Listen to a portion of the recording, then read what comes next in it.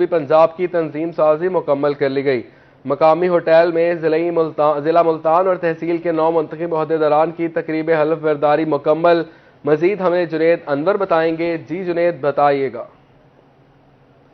جی بالکل، جماعت اہل سنت کی جانب سے ضلع ملتان اور سٹی کی جو تنظیم سازی ہے اس کو مکمل کرنے کے بعد جو ہے وہ پارٹی عہدیداران سے جو ہے وہ تقریب حلف برداری کے اندر جو حلف بھی لیا گیا ہے، اور اس وقت صوبائی ناظم اعلیٰ جماعت اہل سنت علامہ فاروق خان سعیدی ہمارے ساتھ موجود، سے بات کرتے ہیں۔ علامہ صاحب، بسم اللہ الرحمن الرحیم۔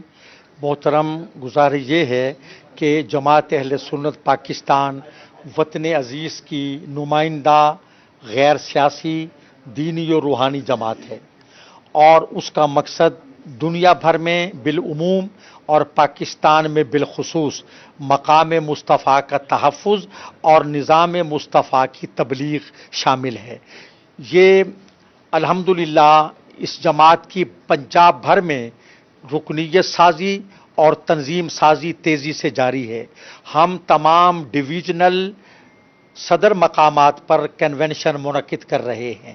بہاولپور کا 2 روز پہلے ہو چکا ہے، اور انشاءاللہ العزیز ملتان ڈویژن کا فقید المثال کنونشن وہ 7 ستمبر کے تاریخ ساز دن کو انشاءاللہ عیدگاہ شریف میں ہوگا، جس میں ہزاروں افراد شریک ہوں گے۔